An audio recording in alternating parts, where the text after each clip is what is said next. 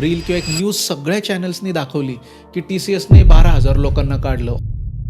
दुर्दैव आपलं हे आहे आपल्या स्टुडंट्सचं, त्यांच्या पालकांचं, की ह्या पॉझिटिव्ह जो अँगल आहे तो कोणीच नाही दाखवला. सो पहिली स्टेप ही आहे की स्वतःचे जे प्रोजेक्ट्स आहेत ना ते स्वतः करा. गुगलची, ChatGPTची तुम्ही हेल्प घ्या, पण अंडरस्टँडिंग तुमचं सगळं असू द्या, कारण तिथून कॉपी पेस्ट करून कुठल्याच गोष्टी घेऊ नका, जेणेकरून तुम्हाला कॉन्फिडन्स येईल. असेही काही उदाहरणं आहेत किंवा असे काही मी माझ्या बॅचमध्ये बघितलेले लोक आहेत की आपण किती सांगितलं तरी प्रोजेक्ट विकतच आणतात. पुण्यामध्ये असे काही मार्केट्स तयार झालेत, यू विल नॉट बिलीव्ह, की आकुर्डी स्टेशन वगैरे अराउंड 10x10च्या गाळ्यामध्ये लिटरली रात्री 1-2 वाजेपर्यंत स्टुडंटचे ग्रुप्स बसून असतात सबमिशनच्या वेळेस, की आम्हाला आमचा प्रोजेक्ट तिथनं पूर्ण कॉपी करून घ्यायचा आहे, प्रोजेक्ट रिपोर्ट ते बनवून देणार आहेत, अगदी छापून सुद्धा देतात मुलांच्या नावासहित. अशी सुद्धा काही मार्केट्स तयार झाले. फक्त या पॉझिटिव्ह अँगलने जो स्टुडंट पाहतो ना, तो कितीही ॲव्हरेज कॉलेज असलं ना तरी सुद्धा लाखोंचं पॅकेज मिळवतोच सर. 1.5 लाखाचं लिटरली सर 1 वर्ष झाले ती मुलं, you will not believe, Swiggy झोमॅटोमध्ये पार्ट टाइम काम करून त्या EMIचे हप्ते भरतायत. कारण आईवडिलांकडून किती घेणार पैसे. म्हणजे फायनल इयरच्या स्टुडंटला सुद्धा सर हा प्रश्न असतो की माझा रिझ्यूम कसा असावा. काल कुठल्याच कंपनीला जेनरिक रिझ्युमे नकोय तो सिलेक्टच होत नाही. फ्रेशरसाठी पण लिंक्डइन तेवढं महत्त्वाचं असतं का? तर हा अगदी गोल्डन पिरियड आहे कुठल्याही स्टुडंट्सला ज्यांना आपलं IT करिअर चालू करायचं आहे. त्यांनी 2च गोष्टी केल्या पाहिजे. मेहुणे आणि मेहुण्यांचे पाहुणे, पण हेच पाहुण्याची माहिती सांगत नाहीत ती गोळाबेज पॉडकास्टवर असतेच असते. नमस्कार मंडळी, मी ऋषिकेश. गोळाबेज पॉडकास्टवर तुमचं खूप खूप स्वागत आहे. मध्यंतरी आपण एक IT क्षेत्राशी पॉडकास्ट घेतला होता आणि बरेच DMs आले होते. पर्सनली मी ITत असल्यामुळे मला बरेच असे DMs येत असतात आणि त्या बऱ्याच लोकांच्या कन्सर्न्स होत्या. दादा, आम्ही फ्रेशर्स आहोत, आम्हाला करिअरमध्ये निवडायचं आहे, मग IT किती बेटर आहे, आत्ता जे सगळं AIचं करिअर चाललं आहे तर कसं होऊ शकतं, त्याच्यानंतर ITमध्ये खरंच तेवढा पैसा मिळतोय का, किंवा ITमध्ये खरंच तेवढं स्किल सेट लागतं का, किंवा मला हे येत नाही, मला हे येतं, मग मी काय ITमध्ये गेलं पाहिजे का, किंवा माझी बॅकग्राऊंड कॉमर्स आहे आणि मग मी ITमध्ये जाऊ का, किंवा माझी बॅकग्राऊंड हॉटेल मॅनेजमेंट दुसरं काय आहे पण मला बाहेरच्या देशात नाही जायचं सध्या, तर मी ITमध्ये एंटर करू शकतो. असे विविध प्रकारचे DMs होते आणि या सगळ्या DMsला आज आपण उत्तर देणार आहोत संदीप भुतारे सरांकडून आणि जाणून घेणार आहोत की खरंच IT क्षेत्रात फ्रेशर्सला किती स्कोप आहे. आणि सरांच्या माध्यमातून किंवा सरांचं जे क्लासेस आहेत येस इन्फोटेक याच्या माध्यमातून बऱ्याचशा विविध क्षेत्रातील विविध फील्डमधील लोकांशी सर कनेक्ट होत असतात. तर चला आज गप्पांना सुरुवात करूयात आणि या सगळ्या गोष्टी जाणून घ्यात. नमस्कार संदीप सर. नमस्कार. गोळाबेज पॉडकास्टवर तुमचं खूप खूप स्वागत आहे. धन्यवाद सर. आणि मागचं जसं तुम्ही थोडासा हलकासा टच बेस दिलं असं फ्रेशर्स लोकांसाठी, हो, पण हो. आजचा स्पेसिफिकली पॉडकास्ट मोर फ्रेशर्स लोकांसाठी, ITमध्ये काय असतं त्यांच्यासाठी. Yes yes. एक सगळ्यात सुरुवातीला सर आता खूप प्रचंड प्रमाणात भीती आहे सगळ्या नवीन लोकांच्या मनात, म्हणजे जे Tier 2 आणि Tier 3 सिटीमध्ये आहेत त्यांच्यात, की AI सारखं जग एवढं प्रचंड वाढतंय तर खरंच मला जॉब ITमध्ये मिळेल का. आणि तिकडच्या लोकांचं असं असतं की त्यांना तितकंसं कम्युनिकेशन नसतं, तितकंसं एक्सपोजर नसतं. हां, तर याचं आन्सर असं आहे सर, की AIमुळे हे जे भीतीचं वातावरण तयार झालं आहे ना, याला मेन कारण हे आहे की आपल्या सगळ्या विद्यार्थी मित्रांपर्यंत एक चुकीची किंवा पालकांपर्यंत अर्धवटच माहिती पोहोचते. ही ओके. अर्धवट माहिती कशी पोहोचते, जसं की मध्यंतरी एक खूप रील किंवा एक न्यूज सगळ्या चॅनल्सनी दाखवली की TCSने 12,000 लोकांना काढलं ऑल ओव्हर इंडियातून, एखाद्या कंपनीने एवढ्या लोकांना काढलं Correct. AIमुळे वगैरे वगैरे. आणि ही अर्धवट माहिती अत्यंत चुकीच्या पद्धतीने लोकांच्या कानावरती ती जातीये. त्याच्यामुळे हा प्रॉब्लेम झालाय. आता उदाहरण जर आपण घेऊया, भीतीच्या मुळाशी जाऊया. पहिली नक्कीच गोष्ट, सर. आपले जे सगळे मित्र, त्यांचे पालक हा पॉडकास्ट पाहत आहेत, ही भीतीचं जे मूळ आहे तेच अगोदर आपण जरा नष्ट करूया.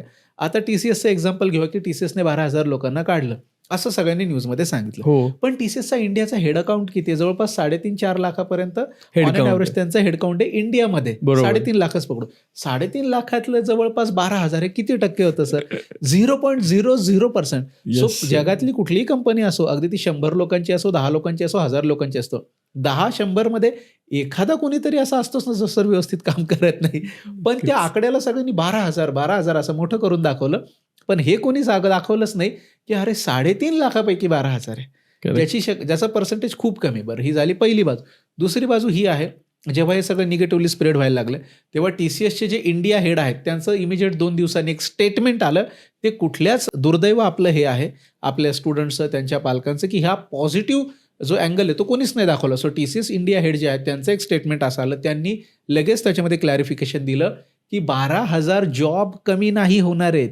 जी लोक नवीन गोष्टी शिकायला अपग्रेड करायला कॅपेबल नाही आहेत त्यांना आम्हाला काढून टाकायला लागलंय आणि त्या जागी जे लोकांनी नवीन स्किल आत्मसात केलेले आहेत, नवीन गोष्टी शिकण्याची त्यांची कॅपॅसिटी आहे, ते 12,000 टीम मेंबर आम्ही हायर सुद्धा करणार आहोत. सो 12,000 जॉब नाही केलेले, पण ज्या लोकांना नवीन स्किल शिकता नाही आले, वेळेनुसार स्वतःला अपग्रेड नाही करता आलं किंवा करता येत नाही किंवा त्याची तयारी नाही, त्याची मानसिकता नाही, त्यांचे जॉब गेलेत. ओव्हरऑल ते जॉब आहेत, फक्त तिथे आता दुसरे लोक काम करणार आहेत. हा पॉझिटिव्ह अँगल कुणीच दाखवला नाही. नक्कीच. आणि या पॉझिटिव्ह अँगलसोबत पण हे पण नक्कीच आहे सर, की आपण खूप पूर्वापार ऐकत आलोय, ज्याला काम करायचं त्याला भीती कशाची. एक्झॅक्टली. कारण आपले पूर्वजही म्हणायचे किंवा आजी आजोबांच्या ह्याच्यातही म्हणायचे, अरे तुला काम येतं ना, मग तुला काय भ्यायचं, काय करायचं. भ्यायचं काय. पण आता फ्रेशर म्हटलं ना, एक आपण कॉलेज स्टुडंट पासूनचा एक विद्यार्थी असतो आपल्या डोक्यात, की आपण मोर त्यांच्यासाठी हा पॉडकास्ट करतोय असं मला वाटतंय, की त्यांच्यासाठी हा गप्पा करतोय. तर एक कॉलेज स्टुडंट आहे जो 3rd इयरला आहे आणि त्याला आत्ता ही भीती जाणवती की हे मार्केट जे खवळलंय त्याला आत्ता जाणवतं यार मला जॉब मिळेल का नाही. हो. आणि तो विद्यार्थी असा की एक ॲव्हरेज आहे, मी म्हणत नाही खूप टॉपर आहे वर्गातले, फर्स्ट बेंचर किंवा लास्ट बेंचर पण नाही, कारण फर्स्ट बेंचरचं असतं की त्यांना कॉलेज थ्रू मिळून जातं काहीतरी, कारण त्यांचे स्टुडंट होऊन जातं पिकअप असतात. लास्ट बेंचरचं असतं की यार माझ्या बाबाचं हे आहे, मी काहीतरी वर्कशॉप टाकेल, मी कुठे काहीतरी करेल, पण जो मधला असतो ना त्यांची चेंगी होते. नक्कीच.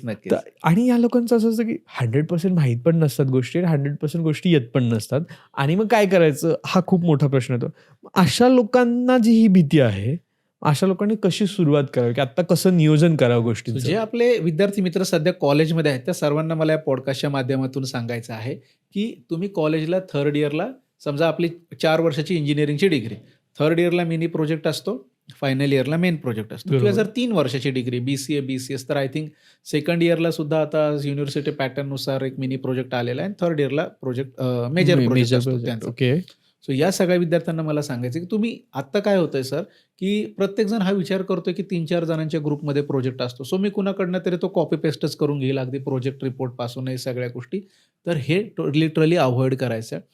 प्रत्येक स्टुडंटने जेव्हा त्यांचा मिनी प्रोजेक्ट असेल, मेजर प्रोजेक्टचा जेव्हा ग्रुप बनतो कॉलेजमध्ये, तेव्हा एक कुणीतरी प्रोफेसर त्यांना गायडन्ससाठी अलोकेट होत असतात. हो, नक्कीच. सो त्यांनी ह्या ग्रुपने जाऊन प्रामाणिकपणे त्या प्रोफेसर सर असतील, मॅडम असतील, त्यांना हे सांगायचं आहे की सर मॅडम ह्या गोष्टी, हा जो प्रोजेक्ट आहे हा आमच्या शिकण्यासाठी आहे, आम्ही कुठनंही बाहेरची एक्सटर्नल मदत न घेता आमचा प्रोजेक्ट आम्ही स्वतः बनवतो, आम्ही कुणाचाही प्रोजेक्ट तो विकत घेणार नाही, त्याला पैसे देणार नाही, त्यामुळे तुम्ही आम्हाला सपोर्ट करा.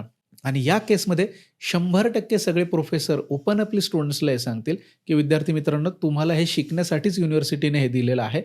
जर तुमचा प्रोजेक्ट भले शेवटी रन नाही झाला तरी चालेल, पण तुम्ही तुमच्या मनापासून टाकलेले एफर्ट्स, तो प्रोजेक्ट 100%च्या ऐवजी 80% आउटपुट येते, 90% आउटपुट येते, ते असलेलं पण मला चालेल, फक्त तुम्ही स्वतः करा. हे लिटरली प्रोफेसर सुद्धा सगळे सपोर्ट करतात. सो पहिली स्टेप ही आहे की स्वतःचे जे प्रोजेक्ट्स आहेत ना ते स्वतः करा. गुगलची, ChatGPTची तुम्ही हेल्प घ्या, पण अंडरस्टँडिंग तुमचं सगळं असू द्या, कारण तिथून कॉपी पेस्ट करून कुठल्याच गोष्टी घेऊ नका, जेणेकरून तुम्हाला कॉन्फिडन्स येईल. आणि प्रोफेसर्स जे तुम्हाला प्रोजेक्टमध्ये सपोर्ट करणार आहेत तेही तुमच्याबद्दल खरंच खूप पॉझिटिव्ह राहतील. त्यांनाही हेच हवं आहे, शेवटी मुलांनी स्वतःहून काहीतरी करावं. सो प्रोजेक्ट आपले स्वतःचे स्वतः करणं ही एक पहिली खूप महत्त्वाची गोष्ट आहे. जेव्हा आपण कॉलेजला असतो, जेव्हा आपण IT मध्ये इंजिनिअरिंग किंवा आपलं जी काही डिग्री आहे त्या डिग्रीला असतो तेव्हा. नाही सर, हे नक्कीच मला पटतंय किंवा की तो एक छोटा प्रोजेक्ट असतो, म्हणजे त्याच्यासाठी जरी मार्क्स असले तरी त्याच्यात तुम्हाला बऱ्याचशा गोष्टी मिळतील, जसं की ॲनालिसिस काय करायला लागतंय, कुणाशी बोलावं लागतंय, मग त्याच्यानंतर नेटवर्किंग येतंय, त्याच्यामध्ये जर तुम्ही प्रोफेसरशी हेल्प घेत असाल तर त्यांच्याशी एक आदरातिथ्याने बोलावं लागतं, जे आपल्याला कंपनीमध्ये करावं लागतं. त्याच्यानंतर आपण जसं एक ओव्हरऑल सेटअप असतो कंपनीचा, एक हायरार्की असते, ती हायरार्कीनुसार गोष्टी करतोय. त्याच्यानंतर तुम्हाला जर काही प्रॉब्लेम आला तर तुम्ही स्टक झाल्यानंतर तुम्ही कसं कम्युनिकेशन करता, म्हणजे एखादा डिफेक्ट आहे किंवा एखादा बग आहे किंवा एखादा अंडरस्टँडच होत नाही रिक्वायरमेंट काय, तर तुम्ही कसं करताय, मग त्याच्यासाठी तुम्ही गुगल कसं वापरणार आहे, त्याच्यासाठी तुम्ही ChatGPT कसं वापरणार आहे, इथे तुमची गरज ती होती, म्हणजे ती तुम्हाला सवय लागू शकते. किंवा 4 नवीन मित्रांना जाऊन तुम्ही ती गोष्ट पिचिंग करताय का, जसं आपण काहीतरी काल रात्री किस्सा घडला सांगतो तर तसं हे सांगतोय का बुवा, आणि ते स्किल डेव्हलप होणार आहे. त्याच्यानंतर ते फायनली आहे. मग जसं तुम्ही म्हणाल की 100% कुठल्याही कंपनीतला मला तो सॉफ्टवेअर पहिल्या दिवशी नाही चालत. Exactly. After runs, after Sometime, integration, त्या अजाईल गोष्टी प्रोसेस run झाल्यानंतर होतात. ते 100% चालतं. म्हणजे कुठलीही वेबसाईट असू दे किंवा कुठलंही काय असू दे, तर हे नक्कीच आहे. पण सर याच्या अपोजिट असेही काही उदाहरणं आहेत किंवा असेही काही मी माझ्या बॅचमध्ये बघितलेले लोक आहेत की आपण किती सांगितलं तरी प्रोजेक्ट विकतच आणतात. तर तुम्ही असं काही बघितलंय का किंवा तुम्हाला असं काही माहिती आहे का? नाही, यामध्ये सर कसं आहे, मुलं प्रोजेक्ट विकत घेण्याकडे का जातात सर? मुलांच्या मनात पहिली भीती ही असते, की जर माझा प्रोजेक्ट सक्सेसफुल रन नाही झाला, तर मला अगदी 0च मार्क मिळतील किंवा फेलच आपण होऊ. त्याचमुळे मी हे सांगितलं, की तुम्ही तुमच्या प्रोफेसर्सला सांगा, की सर आम्हाला शिकण्यासाठी ही गोष्ट आहे. सो आम्ही आमचं पूर्ण 100% त्याच्यामध्ये देतो. ते रन होईल, 100% होईल, 80% होईल, 70% होईल.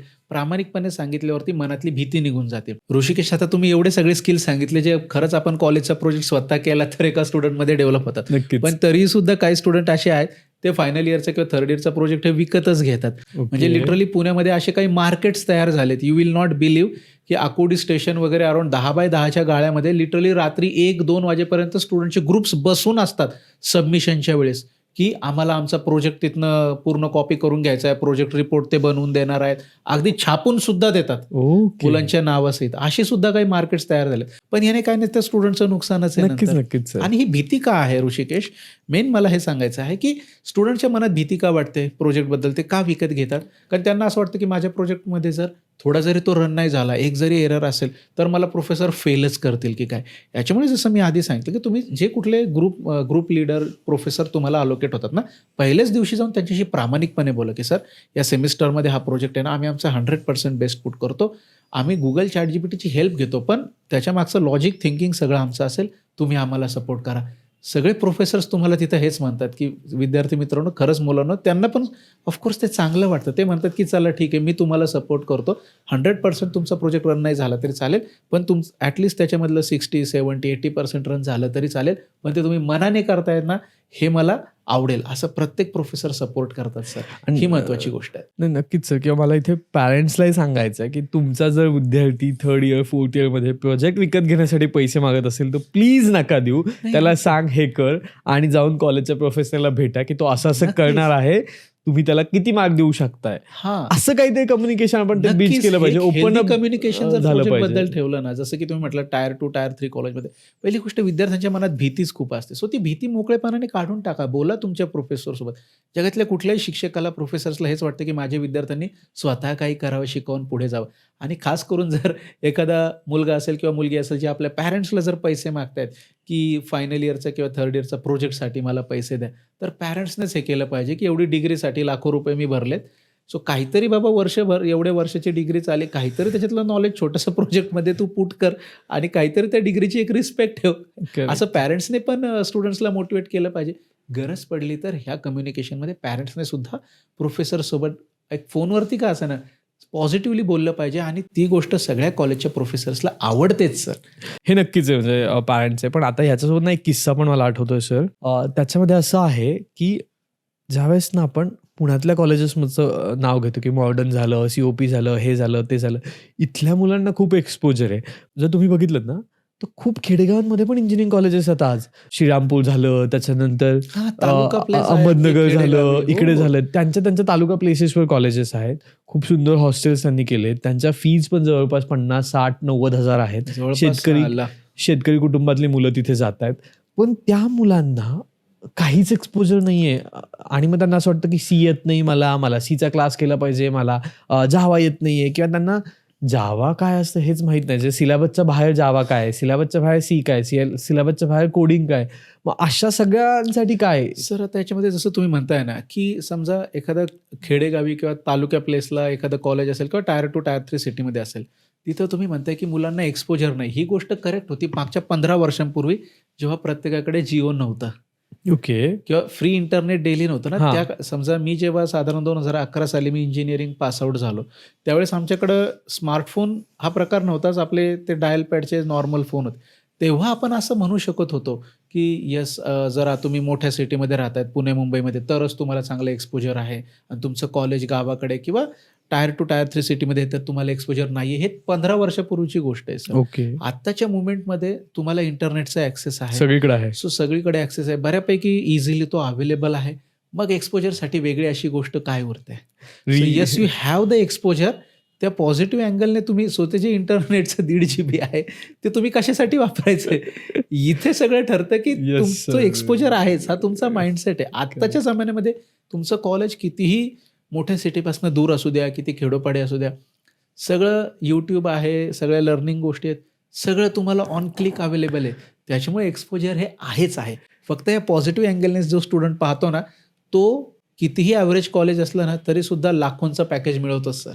मिळवलेलं आहे आमच्या स्टुडंट्सने. नाही ते आहे, कारण एक्सपोजर नाही असं म्हणणं खरंच चुकीचं राहील. कारण डोसाचं डॅनी पंडितचं रील खूप कानाकोपऱ्यातल्या विद्यार्थ्याला जरी विचारलं तरी त्याला माहिती आहे, किंवा Exactly. डॅनी पंडित हे नाव जरी विचारलं तरी त्यांना जर ते माहिती उदाहरण, आहे तर त्यांना एक्सपोजर नाही असं म्हणणं चुकीचं आहे. फक्त म्हणणं तुम्ही ते जसं बोललात की 1.5 GB काय यूज होतोय हां. हे खूप महत्वाचं आहे, की त्या 1.5 GB अर्धा GB मी रीलसाठी वापरतोय, 1 GB मी पर्टिक्युलरली माझ्या स्टडीजच्या रिलेटेड Exactly. गोष्टींसाठी वापरतोय. तर खरंच आहे. पण आता प्रश्न पुन्हा येतो की ती मानसिकता कशी तयार करायची, कारण ती मानसिकता होत नाहीये. कारण बऱ्याचला असं होतं की घरून पैसे येत आहेत, अरे माझा मुलगा इंजिनिअरिंग करतोय म्हणून मला पैसे पुरवले जात आहेत, की चल आमचा पोरगा आज शिकेल, उद्या त्याला काहीतरी करून जॉब लागेल आणि आमचं शेतीवरचं कुटुंब जे आहे ते एक पाऊल पुढे शिफ्ट होईल. ही जी आणि मानसिकता किंवा आहे. शेतीसोबत समजा ठीक आहे, ही खूप कॉमन गोष्ट आहे की चला आई-वडील शेती करतायत, खूप मेहनतीने ते आपल्या मुलांना डिग्रीसाठी शिकवतात. तर मग याची कुठेतरी जे तुम्ही म्हणता सर मानसिकता कशी बनेल, तर मानसिकतेसाठी 2 ते 3च गोष्टी, की पहिली गोष्ट स्वतःचं एक स्वप्न, स्वतःचं गोल, स्वतःच्या करिअरबद्दल जर क्लिअर असेल तर मानसिकता बनण्यामध्ये खूप जास्त चांगली हेल्प होते. आणि एकदा का आपलं गोल क्लिअर झालं की मग ते गोल अचीव्ह करायला काय स्टेप्स आहेत, त्या यशाच्या मार्गाकडे जायचंय कसं, मग त्या मार्गावरती चालण्याचा विचार आपण आपोआपच करायला लागतो सर. ओके. असं आहे. सो पहिली गोष्ट आपण गोल फिक्स केलं पाहिजे. भले तुमचं कॉलेज काय आहे याला आज खरंच इतकं जास्त इम्पॉर्टन्स नाही, कारण एक्सपोजर सगळ्यांना सगळ्याच गोष्टींचं आहे. सो तुम्ही त्याच्यामध्ये काय करताय, तुमचं एकदा गोल सेट झालं ही पहिली गोष्ट. दुसरी गोष्ट कुठेतरी वैयक्तिक स्वप्नसुद्धा असतात, की मला माझ्या आयुष्यात हे बनायचं आहे, हे असं लाईफस्टाईल मला हवं आहे. ही स्वप्नसुद्धा आपल्याला डेफिनेटली पुढे घेऊनच जातात. आणि तिसरी सगळ्यात महत्त्वाची गोष्ट आहे कुठलाही गोल अचीव्ह करण्यामध्ये, ती आहे म्हणजे कन्सिस्टन्सी. फक्त एखाद्या दिवशी काहीतरी मोटिवेशनल रील वगैरे पाहून आपण मोटिवेट झालो आणि नंतर तो मोटिवेशनचा ग्राफ असा कमी कमी होत गेलाय, असं नाही चालत सर. कन्सिस्टन्सी महत्त्वाची आहे. यासोबत ना एक पॉईंट येतो की जे आपण टियर 2 आणि टियर 3 वाल्या सिटीच्या मुलांचं बोलतोय, यातली बरीच मुलं ना बऱ्याच आमिषांना पण फसतात असंच बघितलंय. म्हणजे ऑनलाईन कोर्सेस घेणे, कारण तर मला ते शिकायचे म्हणून, म्हणजे हेतू खूप प्युअर असतो पण ते तसं होत नाही. म्हणजे काही क्लासेस ऑनलाईन करायला बघतात, काही कुठले कोर्सेस घेतात, 2 दिवस करतात, तिसऱ्या दिवशी तो करत नाही, चौथ्या दिवशी त्यांना ते समजत नाही मग, आणि मग तो निघून जातो. पण पैसे तर जातात ना माझे. हो, असं नाही, होताना याच्यामध्ये दिसतंय. हो, याच्यामध्ये मेन कसं आहे, की आता सर माझ्याकडे एक स्टुडंट्सचा ग्रुप आला होता. आपल्या महाराष्ट्रातल्याच एका तालुक्यातील ते सगळ्या एका कॉलेजचे विद्यार्थी होते. सो त्यांनी फक्त फायनल इयर त्यांचं झालं, जे स्पेशलायझेशनचे कोर्सेस आहेत, जसं की डेटा ॲनालिटिक्स आहे, डेटा सायन्स आहे, जावा फुल स्टॅक, असं वेगळं प्रत्येकाने सिलेक्ट केलं होतं. आणि ती जी कंपनी आहे शिकवणारी, ती जी इन्स्टिट्यूट आहे, ती कुठली होती, बेंगलोर हैदराबादची, ऑनलाईन मोडमध्ये. आणि लिटरली त्यांनी ₹1.5 लाख पर स्टुडंट, ₹1.5 लाख कुठल्या तरी कंपनीचं लोन करून घेतलेलं आहे स्टुडंटकडून. ओ. आणि आता ह्या स्टुडंटचं असं आहे की दाद मागायला जरी जायचं, ओके चला शिकवणं झालं नाही व्यवस्थित, ओके खरंच मुली बेंगलोर हैदराबादला जाणार आहेत का बरं, हे किंवा पॅरेंट्स तिथे जाणार आहेत का बरं, जर गेले तरी तिथं त्यांना कोणी एंटरटेन करणार आहे का, कारण ऑनलाईन मोडमध्ये कोर्स आहे असं सांगितलं. आणि त्याच्यातून त्यांनी 1.5 लाखाचं लिटरली सर 1 वर्ष झाले ती मुलं, you will not believe, Swiggy झोमॅटोमध्ये पार्ट टाईम काम करून त्या EMIचे हप्ते भरतायत, कारण आईवडिलांकडून किती घेणार पैसे. नक्कीच. असं आहे. सो इथे मला हे सांगायचं की आपल्या महाराष्ट्रातील मुलांना, की आपल्याला पुण्यासारखं शहर आहे, ओके, ज्याला आपण ऑक्सफोर्ड ऑफ द ईस्ट असं अगदी फॉरेनची पण लोकं म्हणतात. मग ते असताना जिथे आपण येऊ शकतो, आता महाराष्ट्रातल्या कुठल्याही कानाकोपऱ्यातून, अगदी आपण दूरचं शहर पकडलं समजा नागपूर, तरी 1 नाईट जर्नी करून तर आपण येऊ शकतो. सो हा तुमच्या करिअरचा प्रश्न आहे. तुम्ही ट्रेनिंग वगैरे जरी भली ऑनलाईन मोडमध्ये करायचं असाल, मान्य आहे, प्रत्येकाला राहण्या खाण्याचा खर्च पुण्यात नाही परवडत. पण एक दिवस फक्त आलं, इन्स्टिट्यूट पाहिलं, टीम आहे का, इन्स्टिट्यूट आहे का, प्लेसमेंट टीम आहे का, आणि एकदा भेटून जरी गेलं, एवढं जरी केलं ना, तरी खूप साऱ्या आपल्या आहे ना सर, महाराष्ट्रातल्या खूप साऱ्या स्टुडंट्सची, त्यांच्या पालकांची जी फसवणूक आहे ना, ती टळली जाणार या छोट्याशा गोष्टीने. जे तुम्ही कुठे असाल तिथे जाऊन फिजिकली जाऊन चेक करा की Exactly. काय आहे, आणि तिथे जाऊन लोकांना विचारा, एक्सपिरियन्स घ्या. हो. जसं आपण साधं सर आता घराची स्टाईल बसवायची असेल आपण 10 दुकानात जाऊन चौकशी नक्कीच. करतो ना. मग इथे पण करा ना, काय हरकत आहे. 10-20 हजाराचा मोबाईल घ्यायचा असेल तर आपण 10 जणांना विचारतो की हा मोबाईल कसा चालतो, करेक्ट. कॅमेरा क्वालिटी कशी आहे, मोबाईल खूप हिट होत, आणि इथे तर लाखो रुपये भरून तुमच्या करिअरचा करिअरचा प्रश्न प्रश्न आहे, आहे. आयुष्याचा इथे प्रश्न आपण आहे. टाइम इन्व्हेस्ट करणार आहे आणि मनी पण इन्व्हेस्ट करणार आहे. मग एकदा जाऊन व्हिजिट करायला काय झालं? बरं, असं थोडी ना त्याला 4 दिवस लागतात. हे एका दिवसात येणं जाणं एवढी साधी गोष्ट आहे सर. हे सगळं एका बाजूला आहे सर. त्याच्यानंतर दुसऱ्याकडे असं आहे की 4th इयरमध्ये किंवा आता जे शेती Final करणार yearमध्ये, किंवा जे शेती करणारे लोक असतात ते असं असतं की नाही आम्ही घरात शेतीचं काम करत करत आमचं हे करतोय. म्हणजे एकदा एंटर झाल्यानंतर IT मध्ये मी बघतोय गावाकडची मुलं खूप उत्तम काम करतायत, त्यात काहीच वाद नाहीये. नक्कीच सर. पण एंट्रीच्या आधीचा जो बॅरियर आपल्याला तो ब्रेक करता येत नाही का, तो खूप आता वाढला असं मी म्हणेल. आणि हो. अशा याच्यामध्ये ते बोलतात आम्हाला शेतीचं का पण काम करायला लागतं, फायनलमध्ये आमचं कॉलेज काय आम्ही करत नाही. मग अशा सगळ्याच्यात त्या सिच्युएशनचा किंवा त्या टाइमचा ते यूज कसा करू शकतात फॉर फ्युचर बेनिफिट. म्हणजे 4th इयर म्हणजे कुठल्याही डिग्रीचं जे फायनल इयर आहे, आजकाल बऱ्याचशा कॉलेजमध्ये फायनल इयरला अटेंडन्स ही कंपल्सरी नसते. तर हा अगदी गोल्डन पिरियड आहे कुठल्याही स्टुडंट्सला ज्यांना आपलं IT करिअर चालू करायचं आहे. त्यांनी 2च गोष्टी केल्या पाहिजे. त्याच्यामध्ये मी याला गोल्डन पिरियड का म्हणतो सर, कारण हा जो त्यांचा 1 वर्षाचा टाईम आहे फायनल इयरचा किंवा एखाद्या सेमिस्टरचा, तो करिअर गॅप म्हणून कन्सिडर होत नाही. Correct. तुम्ही कॉलेजच्या एका सुरक्षित छताखाली ऑफिशियली तरी आहात, ही सगळ्यात महत्त्वाची गोष्ट आहे. त्याच्यामुळे 2च गोष्टींवरती फोकस करायचा आहे फायनल इयरला असताना. ज्या कुठल्या ITच्या फील्डमध्ये आपल्याला जायचं आहे, एखाद्याला डेव्हलपमेंटमध्ये जायचं आहे, एखाद्याला डेटा सायन्स, डेटा ॲनालिटिक्समध्ये जायचं आहे, तो गोल फायनल करणे, गोल फिक्स करणे, त्याच्यातलं स्पेशलायझेशन करणे, मास्टर बनणे पहिली गोष्ट. आणि दुसरी गोष्ट, जसं शक्य होईल, ज्या अमाऊंटची शक्य होईल तशी इंटर्नशिप, जिथे आपण एक एम्प्लॉई म्हणून, आणि बऱ्याच साऱ्या कंपनी 4 महिन्याची 6 महिन्याची पेड इंटर्नशिप जिथं ते स्टायपेंड अमाऊंट सुद्धा पे करतात. ओके. अशा इंटर्नशिप फायनल अमाऊंटच्या स्टुडंट्सला देतात. आमच्या S-Infotechच्या खूप साऱ्या स्टुडंट्सला इंटर्नशिप दिलेल्या आहेत. सो या इंटर्नशिप करणं, जेणेकरून काय होतं, तुम्ही कॉलेजच्या डिग्रीच्या टाईममध्ये असतानाच, ऑफिशियली त्या वेळेमध्ये असतानाच तुमचं स्पेशलायझेशन पण होतं आहे. इंटर्नशिपच्यामुळे तुम्हाला real time hands on experience पण मिळतो. आणि याचा एक कोलॅबोरेटिव्ह फायदा हा होतो की जेव्हा तुम्ही पासआउट होता तेव्हा तुमच्याकडे स्पेशल नॉलेज, स्पेशलायझेशनवालं नॉलेज आणि हँड्स ऑन एक्सपिरियन्स असल्यामुळे तुमचं नेक्स्ट जे आहे, मेन आपलं जे फुल टाईम जॉब आहे, लाँग टर्म करिअरची जी सुरुवात आहे, त्याच्यासाठी खूप सोपं होऊन जातं. सो तो जो फायनल इयरचा जो टाईम आहे ना, तो जितका बेस्ट वेने जो स्टुडंट युटिलाइज करेल, भले तो ॲव्हरेज स्टुडंट, मी म्हणत नाही तो टॉपर आहे किंवा काय, ते सुद्धा खूप चांगलं पॅकेज सर त्यांची डिग्री पासआउट झाल्यावर घेतातच घेतात. हे पण नक्कीच सर. किंवा मी तर म्हणाल हे याच्यापेक्षा जर तुम्ही खूप अजून नसाल त्याच्या एक्सपोजरमध्ये इंटर्नशिपच्या किंवा काय काय असं फक्त नावं ऐकून आपण फॅन्सी काही हो. इंटर्नशिप आहे हे ते मग माहितीच नाही काय, निदान तुम्ही तुमचे डॉक्युमेंट्स क्लिअर करायचं काम तरी करा. म्हणजे फायनल इयरच्या स्टुडंटला सुद्धा सर हा प्रश्न असतो की माझा रिझ्यूम कसा असावा. हो, हा प्रश्न त्याला असण्याचं रिझन असं आहे की त्या अँगलने त्याने कधीच विचार केला नाही. आणि आजकाल तर रिझ्युमे सर मॅन्युअली सुद्धा याच्यावर शॉर्टलिस्ट करत नाही. ॲप्लिकेशन ट्रॅकिंग सॉफ्टवेअर, ATS त्याला म्हणतात, ते आपल्या सॉफ्ट कॉपीज ते सॉफ्टवेअरच स्कॅन करतात.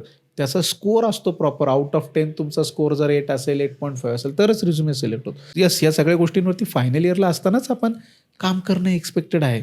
कारण हे काम कधी ना कधीतरी करायचं आहे. मग आपला करिअर गॅप वाढून करण्यात त्याच्यामध्ये काहीच अर्थ नाही.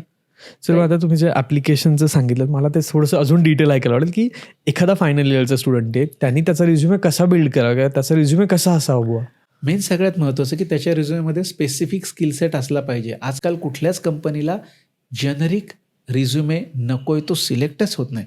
सो ज्या रिक्वायरमेंट्स आमच्याकडे कंपनीच्या फ्रेशरसाठी पण जाऊ द्या सर, ज्या फायनल इयरच्या स्टुडंटच्या इंटर्नशिपसाठी येतात ना, okay, it's not even a full time job, it's just an internship. Okay, तर तिथं असतं की we need interns for let's say data science, let's say data analytics, interns for Java full stack development. एवढा specific skill सेटचा importance कंपनीमध्ये आलेला आहे. So पहिली गोष्ट, रिझ्युमे हा जेनरिक बनवायचा नाही आहे, तो अदरवाईज कुठेच सिलेक्ट होणार. तो कुठल्या स्पेसिफिक प्रोफाईलसाठी ते स्पेसिफिक स्किल सेटच त्याच्यामध्ये असले पाहिजे. पॉईंट 1. पॉईंट 2, फ्रेशरचा रिझ्युमे हा सिंगल पेजचाच असला पाहिजे.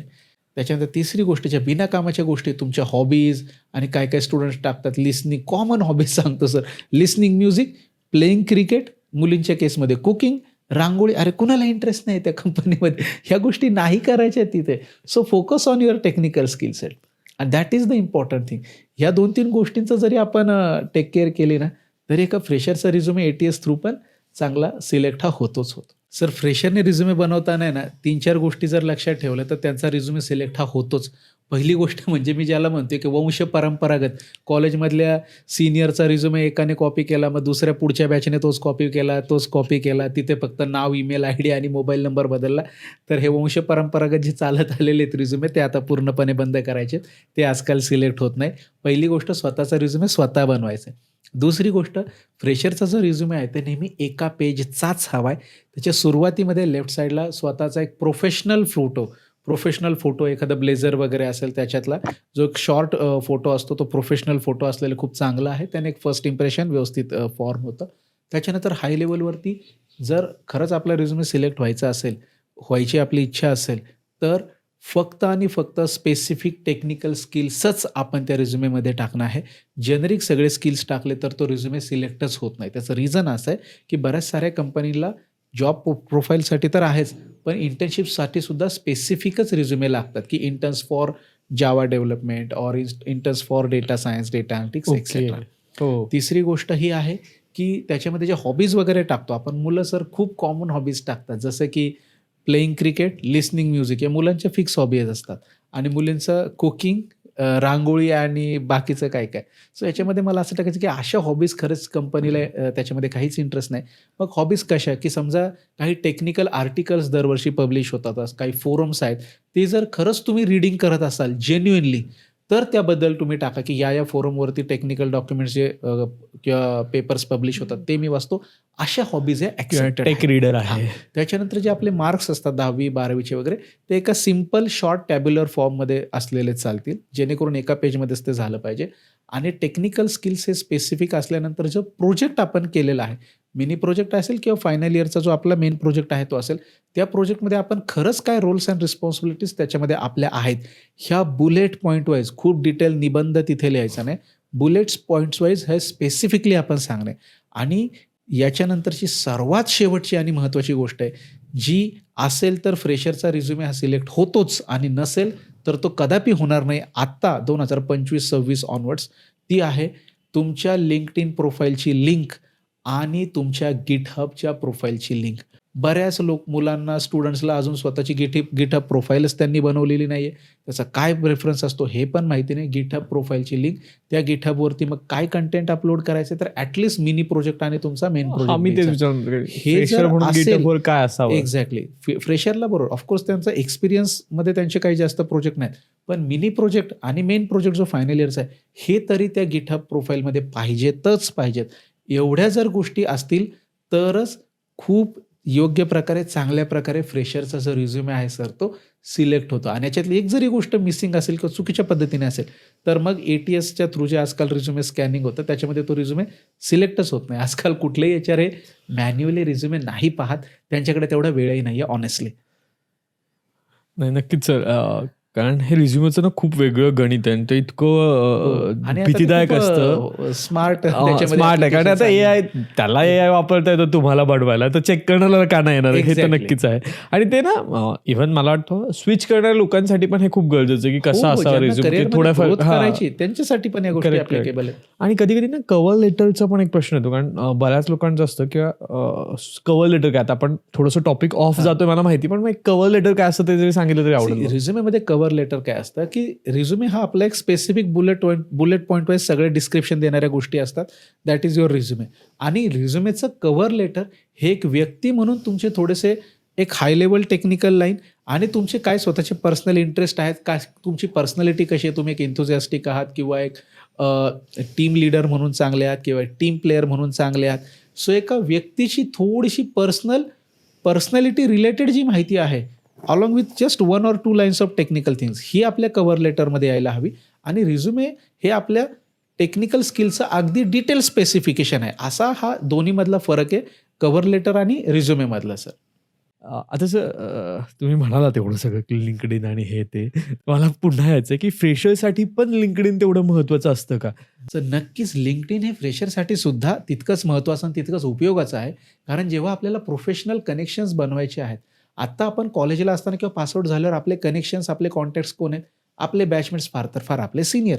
पण ज्या कुठल्या फील्डमध्ये तुम्हाला जायचं आहे, तुमच्या कॉलेजचे आधीचे काही सिनियर्स त्याच्यामध्ये काम करत आहेत, तर ते कुठल्या प्रोफाईलमध्ये करतायत, काय करतायत, कुठल्या कंपनीत करतायत, काय त्यांच्या रोल्स अँड रिस्पॉन्सिबिलिटीज आहेत, जेणेकरून तुम्ही सुद्धा स्वतःला त्या प्रकारे तयार करू शकता, अपग्रेड करू शकता. हेच तुम्हाला कळणार कुठून? हे नक्कीच. कुणी तुम्हाला Facebook, Instaवरती नाही सांगणार आहे. हे ते LinkedInची प्रोफाईल पाहूनच कळणार आहे आणि तुमचे प्रोफेशनल नेटवर्क जे आहे ते बिल्ड होणार आहे LinkedInमुळे. त्याच्यामुळे LinkedInचं सुद्धा आपण आपली प्रोफाईल अपडेट ठेवणं, नवीन-नवीन आर्टिकल्स त्याच्यामध्ये रिसेंट फील्डमध्ये काय चालू आहे पाहणं, हे नॉलेज कलेक्टिव्हली रिफ्लेक्ट करतं आपल्या इंटरव्ह्यूमध्ये सुद्धा.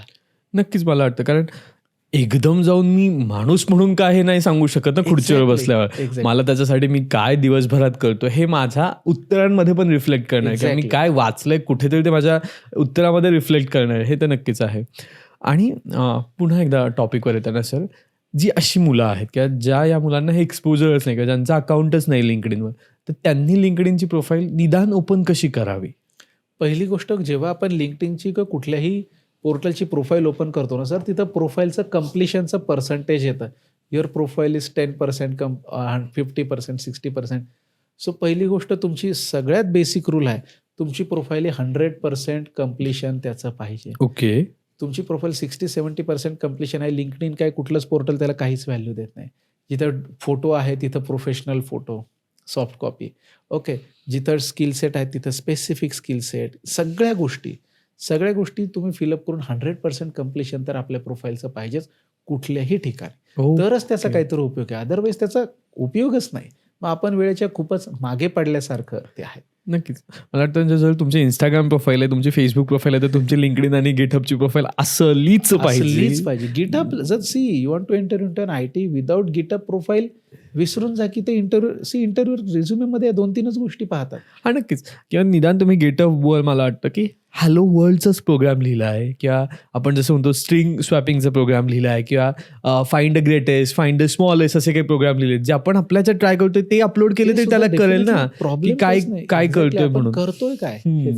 काही काही इंटरव्ह्यूमध्ये सर लिटरली GitHub प्रोफाईल जर असेल तर स्टुडंटचं 90% सिलेक्शन तिथंच झालेलं असतं. फक्त ते इंटरव्ह्यूअर काय करतात, त्याचे प्रोफाईल ओपन करतात, लॅपटॉप तर त्यांच्यासमोर असतोच, की बा हा कोड तुम्ही केलेला, कसा केलेला, लॉजिक एक्सप्लेन करा वगैरे वगैरे.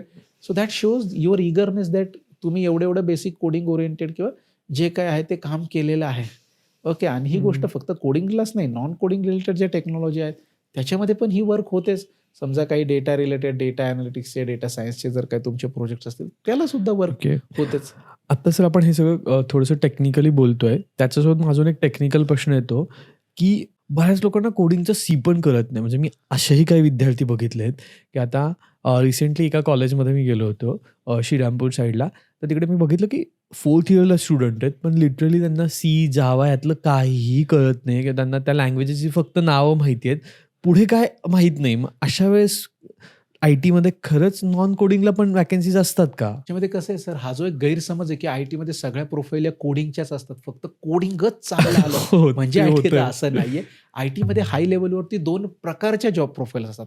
एक असतात प्रॉपर डेव्हलपमेंट, जिथं कोडिंग वगैरे जास्त इन्व्हॉल्व होतं, पण बऱ्याच साऱ्या अशा प्रोफाईल आहे जिथं थरो कोडिंग नॉलेजची गरज पडत नाही. ओके. जसं की मी जर तुम्हाला लिस्ट डाऊन करायचं झालं तर आत्ताच्या टाईममध्ये सगळ्यात बूम ज्या गोष्टींच्या आहे, डेटा रिलेटेड टेक्नॉलॉजीज आहे, डेटा सायन्स आहे, डेटा अनालिटिक्स आहे, डेटा इंजिनियर ही सुद्धा एक वेगळी प्रोफाईल आहे. बरोबर.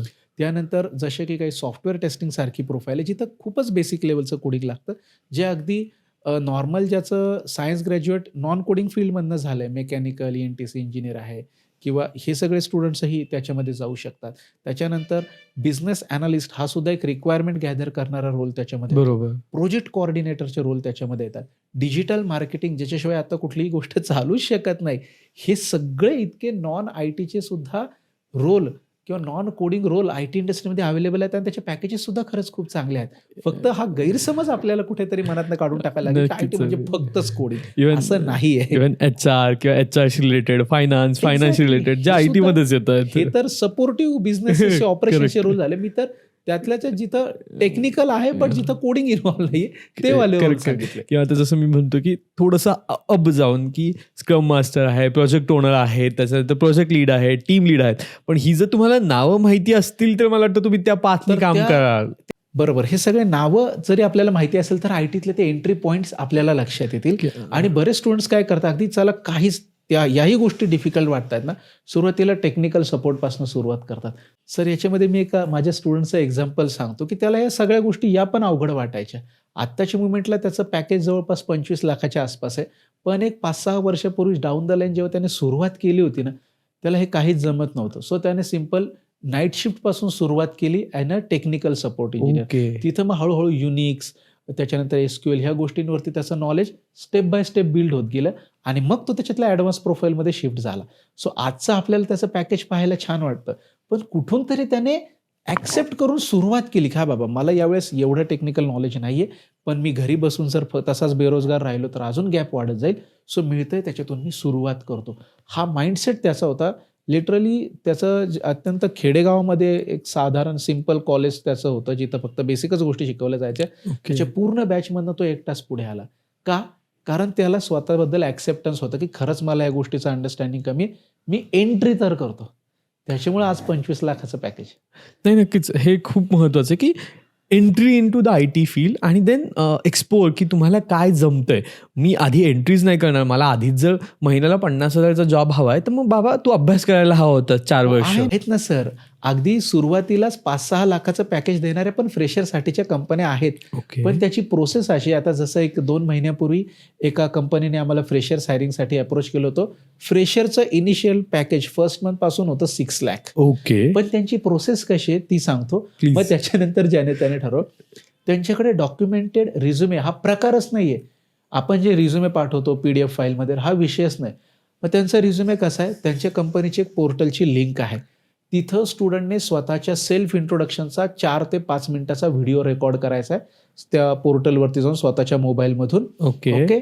आणि मग तिथे त्या स्टुडंटचा कॉन्फिडन्स कसा आहे, त्याचा आय कॉन्टॅक्ट कसा आहे, सगळ्यात महत्त्वाचं त्याचं कम्युनिकेशन कसं आहे. म्हणजे तुमचे मार्क्स वगैरे ते सगळं नंतर पाहणार आहे, टेक्निकल वगैरे सगळं नंतर.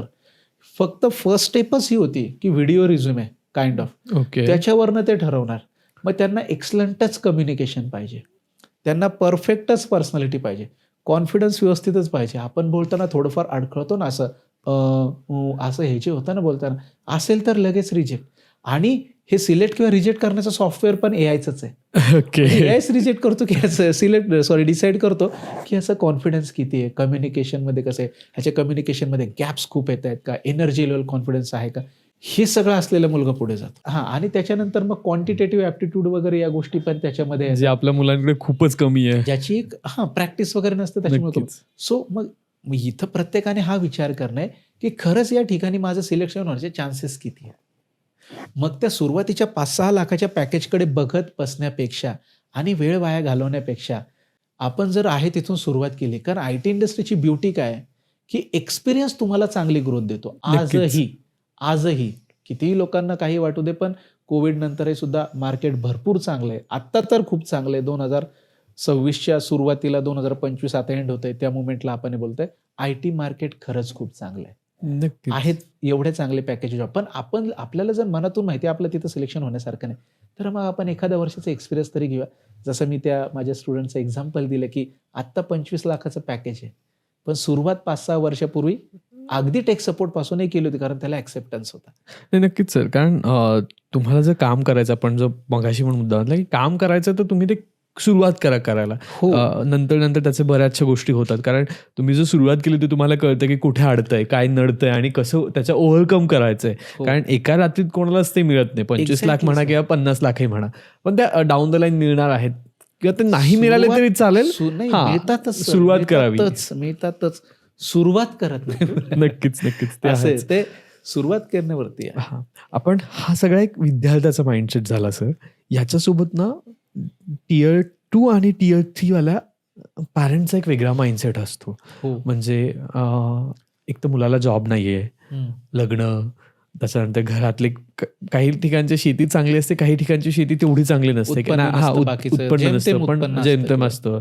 मग तो सगळा खर्च भागवायचा असतो आणि याच्यामध्ये त्या व्यक्तींना ॲज अ पर्सन म्हणून नॉलेज नसतं. म्हणजे पुण्यातला एखादा पॅरेंट्स ज्याचा मुलगा इंजिनिअरिंग करतोय, त्याचबरोबर एखाद्या खेडेगावातला एखाद्याचा पॅरेंट ज्याचा मुलगा इंजिनिअरिंग करतोय, त्यांच्या विचारांमध्ये पण खूप तफावत आहे, त्यांच्या विचारशैलीमध्ये खूप यामध्ये मला सर्व पॅरेंट्सला हे सांगायचं आहे, की जर तुमच्या मुलाची एखादी डिग्री होतीये, तर नक्की 6 असं एवढंही जगावेगळं काही रॉकेट सायन्स हे नाही आहे.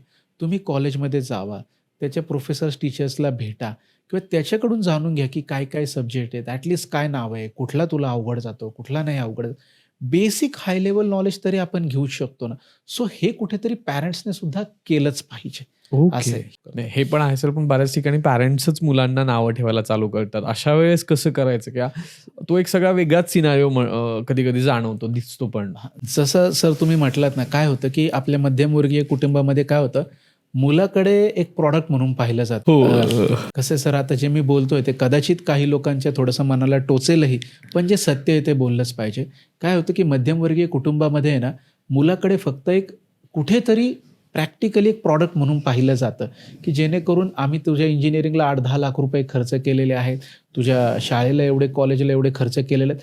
आता तू त्याचा आउटपुट दे आणि जर थोडंसं ते आउटपुट मिळायला किंवा त्याचं अर्निंग चालू व्हायला जर वेळ लागला, तर मग घरातनंच त्याला क्रिटिसाइज करायला, त्याला नावं ठेवायला, टोमणे मारायला सुरुवात होते.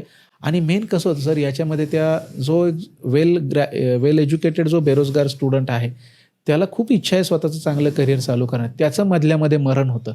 कसं? की तो स्टुडंट आहे ना, ऑलरेडी खूप साऱ्या लढाया ऑलरेडी लढतोय. कुठल्या?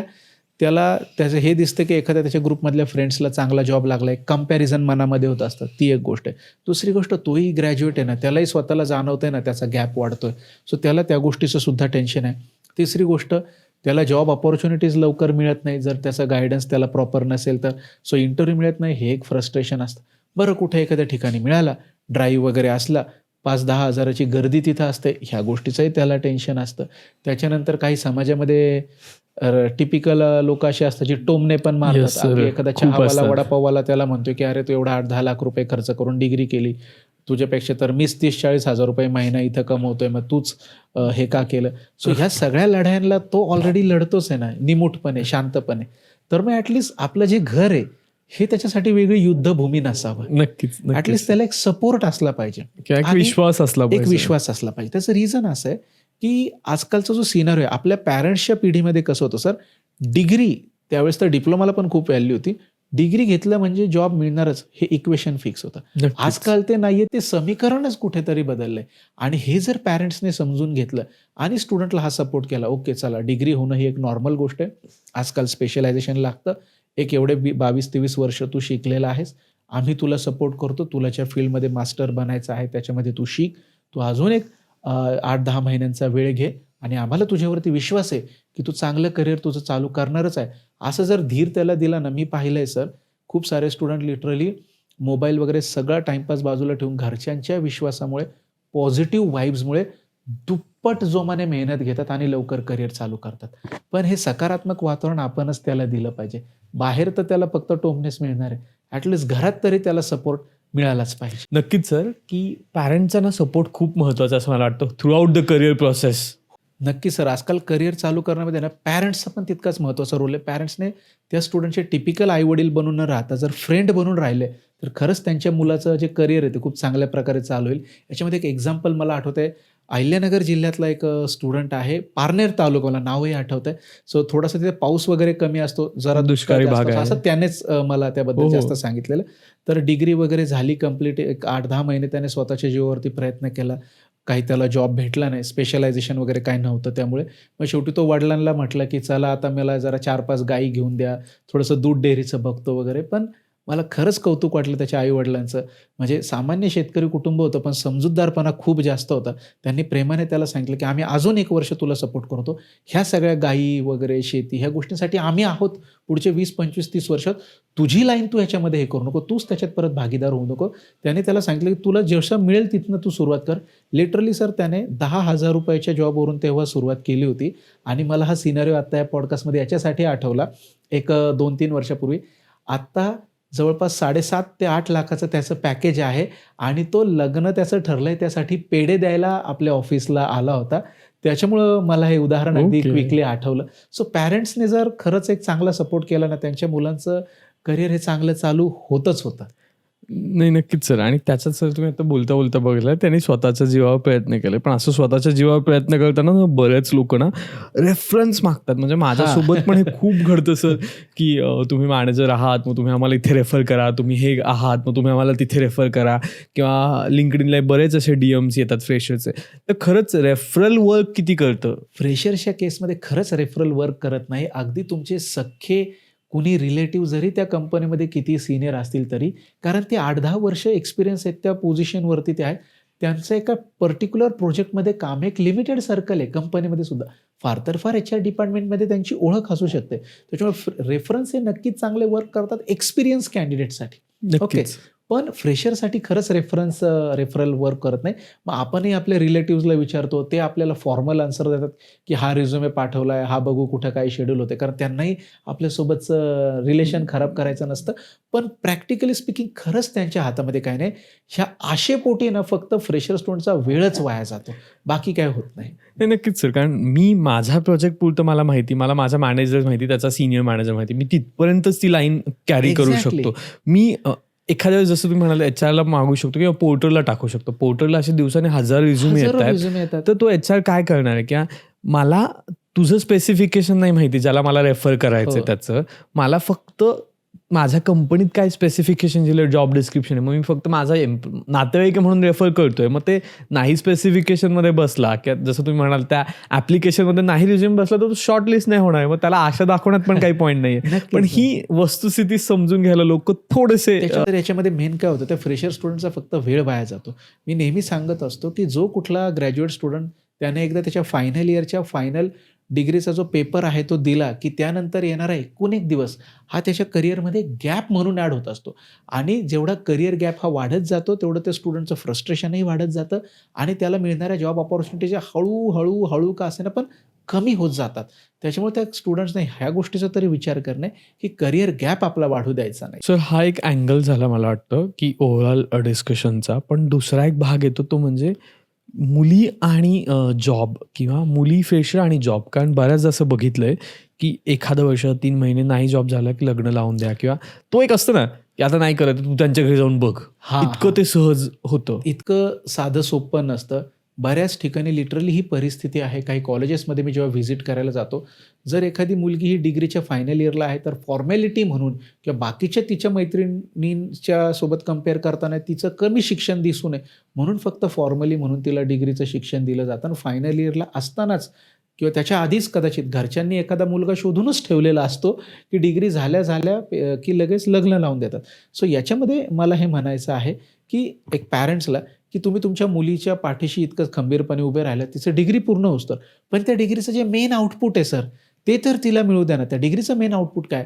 तिचं स्वतःचं करिअर चालू होणं, ती इलिजिबल होणं, ती स्वतःच्या पायावर ठीकठाक तरी उभे राहणं, जेणेकरून भविष्यामध्ये ज्या कुठल्या कुटुंबामध्ये तिचं लग्न होणार आहे, त्या कुटुंबाला सुद्धा ती एक चांगली सपोर्ट करेल. तिचे जे मिस्टर आहेत, हसबंड आहेत होणारे, त्यांना सुद्धा ती एक चांगली सपोर्ट करेल का. आणि कुठल्याही घरामध्ये जर 2 हाताच्या ऐवजी जर 4 हात काम करून जर इन्कम येते, तर ऑफकोर्स त्या घराची प्रगतीसुद्धा चांगली होते. आणि त्याचा अर्थ असाही अजिबात नाही आहे, की एखादी मुलगी किंवा लेडी ही वर्किंग प्रोफेशनल आहे, म्हणजे ती घरातली चांगली गृहिणी असू शकत नाही, असाही त्याचा अर्थ आहे. उत्तम प्रकारे म्हणजे देवाने हे स्किलच दोन्ही मुलींना गोष्टी दिलेलं आहे, मॅनेज की करिअर करता प्लस येतात. फॅमिली त्या मॅनेज करतात. आपण त्यांना व्यवस्थित थोडासा सपोर्ट केला पाहिजे. नाही, त्याच्यामुळे हा नक्कीच. पॅरेंट्सने थोडासा त्यांच्या विचारामध्ये बदल करणं खरंच खूप गरजेचं आहे. नक्कीच. किंवा मला वाटतं या केसेसमध्ये ना मुलींनी सुद्धा स्वतःसाठी उभं राहणं खूप गरजेचं आहे, की मी आता जर 4 वर्ष घातलेत किंवा 3 वर्ष घातलेत माझ्या डिग्रीवर, माझ्या आई-बाबांनी जर माझ्या साठी 30-35 हजार किंवा मे बी वर्षाला 10 लाख 1.5 लाख घातले, तर नाही, मला जॉब लागल्यावरच मी लग्न करणार आहे. निदान माझ्या लग्नाचा खर्च तरी मी उचलू शकते. एवढी स्वतःची ठाम इच्छा झालीच पाहिजे मला वाटतं. पण कसं आहे सर, आता प्रत्येकच कुटुंबामध्ये मुलीच्या म्हणण्याला तेवढं नक्कीच. एक वेटेज किंवा व्हॅल्यू दिली जातेच असं नाही. आणि असा एक प्रॉब्लेम काय होतो, पॅरेंट्ससाठी मला सांगायचं आहे, की आपल्याला असं वाटतं, की येस मी डिग्री माझ्या मुलीची पूर्ण झालेली आहे. मग मी तिचं खूप थाटामाटात लग्न लावून दिलं. मग लग्न झाल्यानंतर एक आपल्या सोसायटीमध्ये साधारणपणे मुलाबाळांच्या जबाबदारी येतात.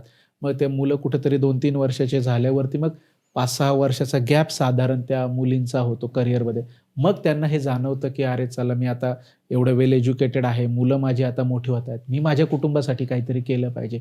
पण हे सगळं करत असताना तेव्हा त्यांच्या गॅपमुळे जेव्हा त्यांना प्रॉब्लेम येतात, तेव्हा लिटरली कुठलीही मुलगी हे बोलून दाखवत नाही, पण ते त्यांच्या पॅरेंट्सलाच नावं ठेवतात, की खूप घाई केली घरच्यांनी, थोडंसं जर मला वेळ दिला असता, माझं करिअर चालू झालं असतं, तर कदाचित परिस्थिती खूप वेगळी झाली असती. सो ह्या गोष्टीचा आपण आहेत विचार सर, करत नाही. आहेच. आता सर तुम्ही बऱ्याच मगासपासून बोलताय ना गॅप हा करताय, तर मला हे विचारायचं की फ्रेशरसाठी किती गॅप असणं योग्य आहे आणि कितपत तो नसावा? पहिली गोष्ट सर, प्रत्येक फ्रेशरने लक्षात ठेवणं आहे, की जेवढा तुमचा करिअर गॅप कमी, तेवढं तुमचं आय-टी करिअर चालू होणं हे ईझी आहे. ही रिॲलिटी आहे, ही वस्तुस्थिती आहे.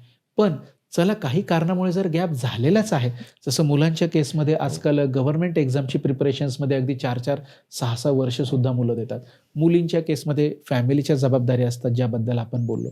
तर त्याच्यामध्ये दुसरी चूक मुलं काय करतात, स्टुडंट्स काय करतात सगळे, की तो करिअर गॅप झाकण्यासाठी आहे ना, काहीतरी फेक एक्सपिरियन्स वगैरे सर लिटरली लाखो रुपये देऊन फेक एक्सपिरियन्स वगैरे हे करतात. पण या गोष्टी शेवटी पकडल्या जातात.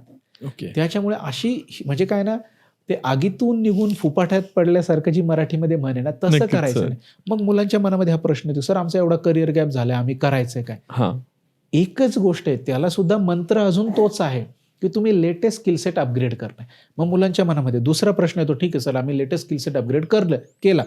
पण आमच्या एवढा 4-6 वर्षांचा गॅप आहे ना, त्याच्यामुळे आमचा रिझ्यूमेच कुठे सिलेक्ट होत नाही." हा एक पर्स्पेक्टिव्ह झाला. मग त्याला सुद्धा आन्सर हे आहे, की फक्त आजकाल आय-टीमध्ये ऑन फ्लोअरचे जॉब आहेत. समजा कोडिंग आहे, data science, data analytics development आहे. याच्या व्यतिरिक्त बाकीचे सुद्धा अशा खूप साऱ्या प्रोफाइल्स आहेत, जिथं करिअर गॅप असलेला चालतो. एक्झाम्पल जेव्हा प्रत्येक कंपनीमध्ये हे जॉब रोल्स असतात, की त्या कंपनीमध्ये जे न्यू हायर किंवा मिड लेव्हलचं जे एक्सपिरियन्स हायरिंग होतं, त्यांना एंड टू एंड थरो गोष्टी शिकवणं. कॉर्पोरेट ट्रेनर्स, एक्सलंट पॅकेजेस आहेत त्याला आणि खूप व्यवस्थित वर्क लाईफ बॅलन्स आहे. असे काही जॉब्स आहेत. काही फ्रीलान्सिंगचे जॉब आहेत. खूप साऱ्या कंपन्यांचे खास करून लेडीजसाठी त्याला ते छानसं नावही देतात, की जसं रिटर्निंग टू करिअर प्रोग्राम. म्हणजे ज्या मुलींचा करिअर गॅप झालेला आहे फॅमिली रिझन्समुळे, जबाबदाऱ्यांमुळे, फॅमिली रिझन्स नाही, फॅमिली जबाबदाऱ्यांमुळे, त्यांच्यासाठी स्पेशल प्रोग्राम्स असतात. येस सर, तिथं नक्कीच. फक्त गॅप असणाऱ्यांनाच हायर करतात. ह्या सगळ्या पॉझिटिव्ह अपॉर्च्युनिटी आपण पाहिल्या पाहिजे. आपण काय करतो, तो एकच माइंडसेट ठेवतो, माझा गॅप झालाय, माझं कसं होणार? असं नाही चालत. There are an number of good opportunities नक्कीच, नक्कीच. आणि with a good packages also. Yes, किंवा at least you are getting opportunity how to convert in to package that's you on your hand. नक्कीच आहे सर. एक्झॅक्टली. आणि आता सगळ्याच्या बाजूला सर, ॲज अ फ्रेशर म्हणून मी इंटरव्ह्यूची काय तयारी करू हे लोकांना माहितीच नसतं. पहिली गोष्ट आहे ना, इंटरव्ह्यूमध्ये 3च स्किल मॅटर करतात फ्रेशरच्या केसमध्ये.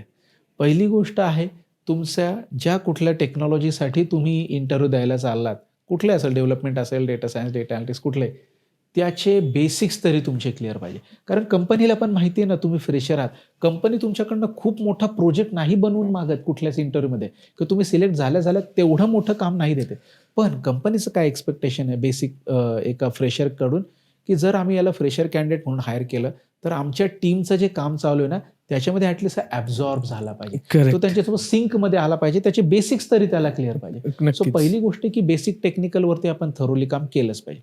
दुसरी गोष्ट, आय-टी कंपनीमध्ये जे काही फॉर्मल कम्युनिकेशन आहे, ते सगळं इंग्लिश लँग्वेजमध्ये होतं. बरोबर. 99% सगळे क्लायंट जे आहेत ते फॉरेन क्लायंट्स आहेत. त्याच्यामुळे ते काय गोष्टी बोलतायत डेली मीटिंग्समध्ये, आपण काय आपलं कामाचं रिपोर्टिंग करतोय, हे त्यांना कळालं तरी पाहिजे. नक्कीच. त्यामुळे एक बेसिक इंग्लिश कम्युनिकेशन एक्सलंट नाही, बट अबोव ॲव्हरेज तरी पाहिजे. Basic Excellent किंवा नाही above, अपेक्षा हां. करणं. आणि तिसरं स्किल आहे ते म्हणजे सॉफ्ट स्किल, ज्याच्यामध्ये तुमची बॉडी लँग्वेज कशी आहे, कॉन्फिडन्स कसा आहे, बेसिक अपीअरन्स कसा आहे, ह्या सगळ्या गोष्टी, तुम्ही आय कॉन्टॅक्ट तुमचा कसा आहे, आवाजातला एक स्टेडीनेस कसा आहे, ह्या सगळ्या गोष्टी आल्या. आता हे झाले मेन पॉईंट्स.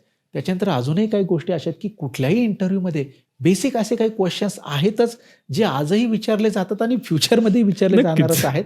सो त्याची उत्तरं तुम्हाला खणखणीतपणे माहितीच पाहिजे. आणि खूप सिंपल क्वेश्चन आहेत sir. Tell me about yourself आहे, why should we hire you, what are your long term career goal, what are your strengths and weaknesses, त्याच्यानंतर why do you want to join our company. Correct. Literally काही students कंपनीच्या इंटरव्ह्यूला जायच्या अगोदर त्या कंपनीची website सुद्धा पाहत नाही. मग एवढं तरी आपण थोडंसं सिन्सिअरनेस आपल्या इंटरव्ह्यूमध्ये असली पाहिजे, ती इंटरव्ह्यूला दिसली पाहिजे. बेसिक गोष्टी, या नक्कीच, गोष्टींची जरी व्यवस्थित प्रिपरेशन करून गेलं ना सर, तरी फ्रेशरचा इंटरव्ह्यू क्रॅक होणं हे इझी आहे. नक्कीच आजही मला सोपं वाटतं. आहे.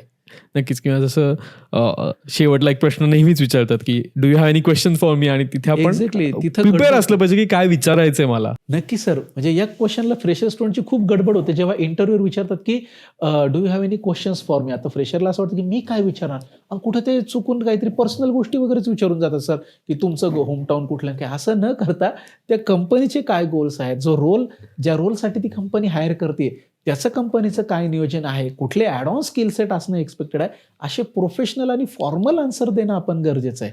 हे त्याच्यामध्ये आहे. नाही, पर्सनल आपण तिथे व्हायचं नाहीये त्या नाही, मला questionला. वाटतं की ॲटलिस्ट 5-6 क्वेश्चन्स 10 क्वेश्चन्स आपल्याकडे बंचच असावं, लिहिलेले असावेत, आणि हे विचारणार किंवा ह्याचं उत्तर हेच देणार, या वाक्यानंतर हे वाक्य आहे. रट्टा मारून जा, काही हरकत नाही. कारण चालेल, पण तुमचं ते इंटरव्ह्यूला हे इंग्लिश तरी कळेल की अरे याने रट्टा मारण्याची तरी मेहनत घेतली ऍटलीस्ट. किंवा ते तुमचं कम्युनिकेशन होईल, आणि ओव्हर द पिरियड तुमचा दुसऱ्या तिसऱ्या इंटरव्ह्यू तुम्ही तितकं फ्लोली बोला. नक्कीच. सर, आता हे सगळं झालं आणि आपण एक बघतोय पुण्यासारख्या सिटीजमध्ये किंवा मोठ्या सिटीजमध्ये खूप असे इन्स्टिट्यूट उभे आहेत जिथे की खूप चांगली फीज घेऊन लोकांना दिलं जातात पॅकेजेस, किंवा असं म्हणतात की आम्हाला तुम्ही जॉब देऊ, असं तसं सगळं. पण मग असं चांगलं इन्स्टिट्यूट शोधायचं कसं, किंवा हे इन्स्टिट्यूट चांगलं आहे हे कसं कळेल? कारण बऱ्याच लोकांना असं इन्स्टिट्यूटमध्ये जाऊन पण आम्हालाच मेहनत करायची. तर कुठलंही सॉफ्टवेअर ट्रेनिंग इन्स्टिट्यूट जे चांगलं आहे ते ओळखण्याचे काही पॅरामीटर्स आहेत. त्यातलं ओके. पहिला सगळ्यात महत्त्वाची गोष्ट की जे कोणत्या इन्स्टिट्यूटचे मेन फाउंडर, डिरेक्टर, जे कोणी मेन पर्सन आहे ते स्वतः टेक्निकल आहेत का, त्यांना स्वतः टेक्निकल गंध आहे का, त्यांनी कॉर्पोरेटमध्ये काम केलेलं आहे का.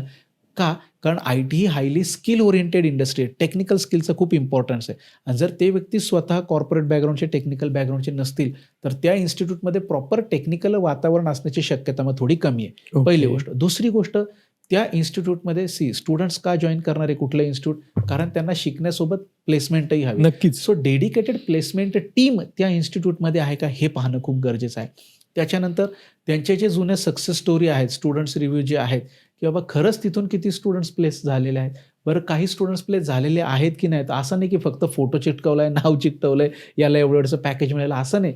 जेन्युनली खरंच किती स्टुडंट्सला तिथनं त्यांचं करिअर चालू झालेले, जॉब कॉल्स मिळाले आहेत, हे पाहणं गरजेचं आहे. चौथा सगळ्यात महत्त्वाचा पॉईंट, आजकाल बऱ्याच केसेस आपण न्यूजमध्ये वाचतो की एखादे 1.5 वर्ष काहीतरी चालू होतं, मग खूप सारी फी घेतली जाते आणि नंतर अचानक बंद होतं. सो असं नव्हतं. ते इन्स्टिट्यूट किती वर्ष जुनं आहे मार्केट, म्हणजे त्यांचा बेस किती वर्ष जुना आहे, तेवढे त्यांचे प्लेसमेंट अपॉर्च्युनिटीज वगैरे त्यांच्याकडे असतात. खूपच नवीन असेल तर मग कदाचित थोडासा रिस्क फॅक्टर जास्त असतो. सो हे 3-4 पॅरामीटर्स जरी लावले ना तर सगळे स्टुडंट्स आणि पॅरेंट्स हे बेस्ट इन्स्टिट्यूट ओळखूच शकतात ॲटलिस्ट, आणि त्यांची होणारी फसवणूकही टाळू शकतात. नाही, नक्कीच. आणि जसं तुम्ही म्हणाल की फोटोज लावलेत का, नावं आहेत, तर नावाने तुम्ही लिंक्डइन सारख्या प्रोफाईलवर किंवा फ्रीलान्सर प्रोफाईलवर किंवा बाकीच्या ज्या जॉब प्रोफाईल आहेत, जॉब पोर्टल्स आहेत, तिथे सर्च नक्कीच करू शकता. आणि त्यांना विचारू शकता. इनडायरेक्ट कम्युनिकेशन आपण ज्याला म्हणतो ते तुम्ही त्यांच्याशी करू शकता. तिथे इन्स्टिट्यूटचा काहीच रोल नाही आहे. कारण इन्स्टिट्यूट मे बी असं होऊ शकतं, काही 10 लोकांना आणून सांगू शकता आमचा चांगला फीडबॅक द्या, पण तुम्ही आउट ऑफ द बॉक्स जाऊन काही लिस्ट घेऊन चेक करू शकता. तुमच्या जसं आपण हे विचारतो की मला तुझ्या कंपनीत जागा आहे का, त्याच्याविषयी तू कोणाच्या थ्रू क्लास केलाय आणि त्या क्लासचा किती उपयोग झालाय, हे सगळ्यात जास्त महत्वाचं आहे. ओके सर, जाता हे विचारायला आवडेल की आत्ता जे मुलं आहेत ज्यांना करिअर स्टार्ट करायचं, जे आता पासआउट होणार आहेत आणि त्यांना आय टीमध्ये करिअर स्टार्ट करायचं, त्यांच्यासाठी कुठली एक अशी मिस्टेक आहे जी त्यांनी अवॉइड केलीच पाहिजे? सगळ्यात पहिली गोष्ट म्हणजे ज्या स्टुडंट्सला आता ते पासआउट होणार आहेत किंवा पासआउट झालेले आहेत, तर कॉमन मिस्टेक अवॉइड ही केली पाहिजे की जॉब पोर्टलवरती आपण डिपेंड नाही राहिलं पाहिजे. कारण आपल्या मनाला ती जी आशा असते ना, माझ्याकडे एक स्टुडंट असा होता सर, लिटरली 437 फ्रेशर जॉब ॲप्लिकेशन्सला वेगळ्या जॉब पोर्टल्सवरती त्याने अप्लाय केलेलं आणि एकही त्याला त्याच्यातनं रिव्हर्ट बॅक आलं नव्हतं. त्याच्यामुळे लिटरली तो फ्रस्ट्रेशनमध्ये गेला होता. तो म्हणजे खूपच डिमोरलाइज त्यामुळे झाला होता. त्याचं रिझन असं आहे की आपल्याला आशा असते की एवढे सगळे जॉब पोर्टल्स आहेत तर कुठेतरी आपल्याला जॉब मिळून जाईल, पण जॉब पोर्टल्स हे पर्टिक्युलरली फ्रेशर्ससाठी नाही आहेत, कारण सगळ्यांचा स्किल सेट सारखा आहे. सो त्याच्यातून तुमचाच रिझ्युमे सिलेक्ट होण्याचे जे चान्सेस आहेत ते ऑलमोस्ट ना के बरोबर आहेत. ते खूप चांगले जॉब पोर्टल्स एक्सपिरियन्ससाठी, सो ते फ्रेशरसाठी नाहीत. त्याच्यामुळे त्याच्या इथे आपण वेळ वाया नाही घालवायचं. आपण ॲज सून ॲज पॉसिबल आपलं जे स्पेशलायझेशन आहे त्याच्यावरती फोकस करायचं आहे. कारण आजकाल जेनरिक प्रोफाईलला कुणीच जॉब देत नाही कुठली आय टी कंपनी. स्पेशलायझेशन असेल तरच तुमचा आय टी करिअर चालू होतो. सो त्याच्यात वेळ खूप जातो सर मुलांचा. 1-1, 1.5, 2-2 वर्षसुद्धा लोक जॉब पोर्टलवरती फक्त रिझ्युमे अपलोड करतच राहतात आणि मग त्यांना शेवटी एक फ्रस्ट्रेशन त्याचं होतं. सो ती जी जर मिस्टेक आपण अवॉइड केली ना तर स्टुडंट्सचा खूप सारा वेळही वाचेल, त्यांचं होणारं इरिटेशन, फ्रस्ट्रेशनही कमी होईल आणि सगळ्यात महत्त्वाचं त्यांचं लवकरात लवकर IT करिअर चालू होईल. नक्कीच सर. धन्यवाद संदीप सर, तुम्ही इथे आलात आणि वेगवेगळ्या आस्पेक्टनी त्या गोष्टी मांडायचा प्रयत्न आपण केला या थ्रू आउट द पॉडकास्ट.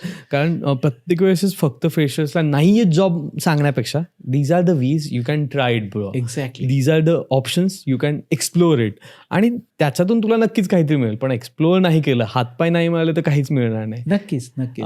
त्याचबरोबर तुम्हाला हा एपिसोड कसा वाटला ते कमेंटमध्ये लिहायला विसरू नका. तुमच्यासोबत अशा काही वेगळे किस्से असतील किंवा तुमच्याही जवळपास कोणी फ्रेशर्स असतील तर त्यांचे काही किस्से तुम्ही कमेंटमध्ये सांगू शकता. जाता जाता तुम्ही आम्हाला Instagram आणि Facebookवर फॉलो करायला विसरू नका, कारण तिथे आम्ही डे टू डे ॲक्टिव्हिटीज, त्याच्यानंतर शूटचे BTS आणि बऱ्याच अशा काही गोष्टी टाकत असतो. तर भेटूयात पुढच्या एपिसोडमध्ये. धन्यवाद.